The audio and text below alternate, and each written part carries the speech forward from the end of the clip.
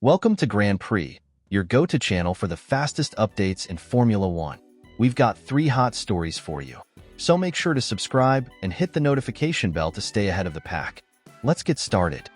In the final race before Formula One's summer break, George Russell raised suspicions about the Ferrari of Charles Leclerc, suggesting that the Italian team may have increased tire pressures during the last stint of the race. According to Russell, if true, such a move could have been aimed at reducing floor wear, but might also have created an undue advantage for Leclerc.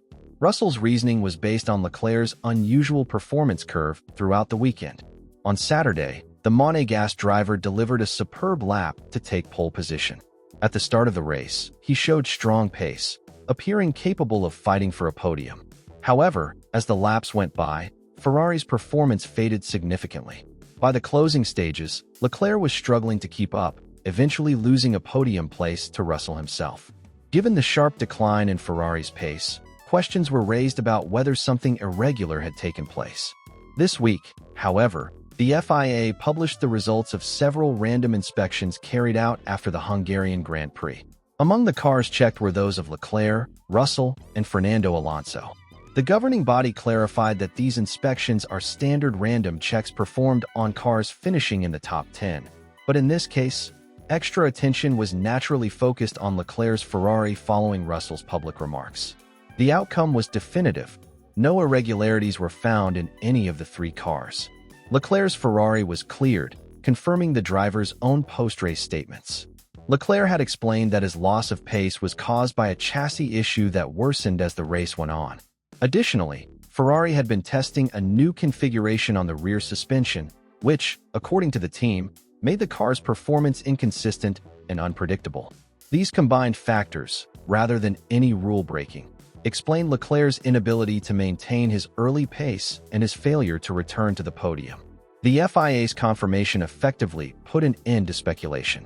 Both Russell's Mercedes and Alonso's Aston Martin were also inspected and passed without issue. For the Hungarian Grand Prix, at least, there was no evidence of illegal modifications or rule violations among the cars examined. For Ferrari, however, the concerns are far from over. The team's performance swings continue to raise questions as the season unfolds. Despite flashes of speed, as seen in qualifying in Hungary, the Scuderia has struggled to convert strong grid positions into consistent race results. Reliability, car balance, and development direction remain ongoing issues. Mercedes, meanwhile, has taken encouragement from Russell's podium finish, though the team itself has also shown inconsistency across different circuits. With both Ferrari and Mercedes battling closely for second place in the Constructors' Championship, every technical decision and every upgrade could prove decisive. The gap between the two is narrow, and both are aware that small margins could tip the balance by the end of the season. As Formula One returns from the summer break at the Dutch Grand Prix, all eyes will once again be on Ferrari and Mercedes. For Ferrari, the challenge will be to regain stability and prove that Hungary's struggles were an isolated event. For Mercedes, the focus is on capitalizing on its opportunities to consistently finish ahead of its Italian rival. The FIA's inspection may have closed one chapter, but the broader battle for second place in the championship remains wide open. Whether Ferrari can overcome its technical gremlins or Mercedes can find the consistency it has been searching for will shape the outcome of the rest of the season. Who will drive for Red Bull next season? That remains one of the biggest questions heading into the final stretch of the year. While Max Verstappen's place in the team is unquestioned, the same cannot be said for his current teammate Yuki Tsunoda. After being promoted to the senior team at the Japanese Grand Prix earlier this year, Tsunoda has been given a strict deadline to prove he deserves to stay alongside the reigning world champion. According to reports, Red Bull's leadership has set the Mexican Grand Prix as the cutoff point for Tsunoda to deliver consistent results. By then, the team expects to have a clearer picture of his long-term potential. The message is straightforward. Tsunoda must significantly close the gap to Verstappen and demonstrate consistency if he wants to secure his place for next season. So far, Tsunoda's numbers have not been convincing. Since joining Red Bull, he has scored just 7 points and currently sits 18th in the Drivers' Championship. His performances have been underwhelming, drawing skepticism from within the team and recalling the struggles of other drivers who have failed to adapt quickly after being given a chance in the second Red Bull seat. Team principal Laurent Mekies has publicly defended Tsunoda, arguing that the Japanese driver has shown signs of progress and should be given more time to adapt. Mekies believes the step up from the junior team to Red Bull is one of the toughest transitions in Formula One, and that patience is essential for a fair evaluation. But within the organization, not everyone shares that view.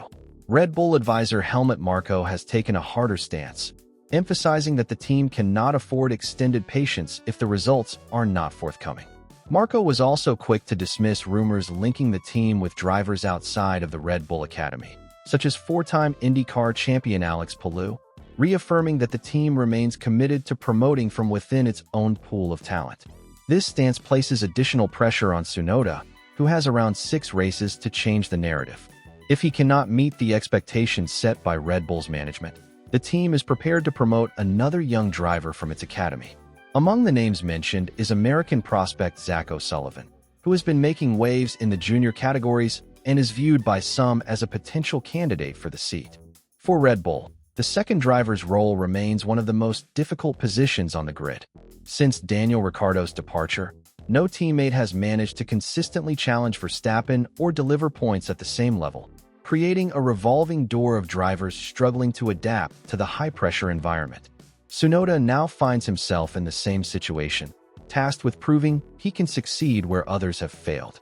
The decision will likely shape not only Red Bull's future, but also the trajectory of Tsunoda's career.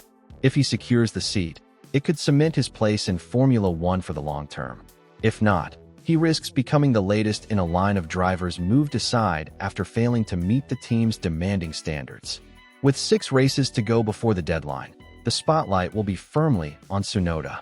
Every qualifying session, every strategy call, and every race finish will be scrutinized as Red Bull evaluates whether he can grow into the role.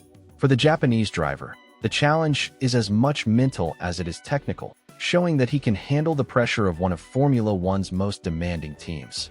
One of the standout performers of this Formula One season has been French rookie Isac Hadjar of Racing Bulls, who recently secured his first career podium at the Dutch Grand Prix.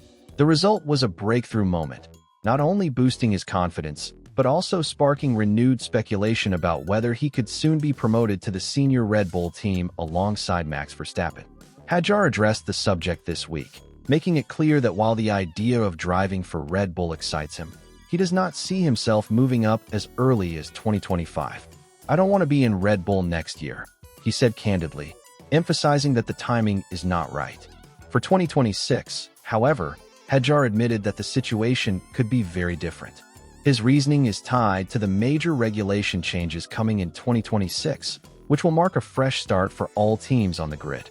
With completely new cars being introduced, Hadjar believes that the competitive environment will be reset, and drivers will face similar adaptation challenges regardless of experience. "It will be a new beginning for everyone," he explained, adding that he expects Red Bull to focus more on development and direction during that period rather than making direct driver comparisons. Earlier in the season, Hadjar had downplayed the prospect of joining Red Bull, admitting that he did not yet feel ready for the challenge of being Verstappen's teammate. But his rapid progress, highlighted by his podium finish in Zandvoort, has elevated his profile within the Red Bull driver program and among fans. His performance has also drawn attention because it often surpasses that of Yuki Tsunoda, who currently occupies the second Red Bull seat, but has struggled to make an impression since his promotion. For now, Hadjar insists that he is not rushing the process. He acknowledged that he has not had formal conversations with Helmut Marko or Laurent Mekies about a move to Red Bull, but he admitted that he is already thinking about his future and how best to position himself for 2026. "The focus is on consistency," he said, noting that the 9 races remaining this season are an opportunity to prove his reliability and confirm his progress as a driver. At the moment, Hadjar has scored 37 points, placing him 10th in the Drivers' Championship. For a rookie, those numbers are highly impressive, especially when compared to more experienced teammates and rivals. His ability to consistently deliver results has marked him as one of the brightest young talents on the grid and a serious contender for a senior Red Bull seat in the near future. Still, Hadjar recognizes the challenges that come with such a promotion. Red Bull's second seat has long been one of the most scrutinized and unforgiving roles in Formula One, with several talented drivers failing to meet the expectations that come with racing alongside Verstappen. By signaling that he is not eager to rush into that environment, Hadjar shows a maturity beyond his years, focusing on building his foundation at Racing Bulls before taking the next step.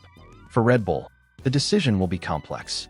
With Tsunoda under pressure to prove he deserves to stay and Hadjar quickly emerging as a viable alternative, the team must weigh its long-term strategy carefully. If Hadjar continues his upward trajectory, the temptation to promote him may become difficult to resist, especially as Red Bull looks ahead to the new era of regulations in 2026. As things stand, Hadjar remains grounded, determined to let his results speak for themselves. "I'm not in a hurry," he concluded, underlining his intention to stay focused on the present while keeping an eye on the opportunities that lie ahead.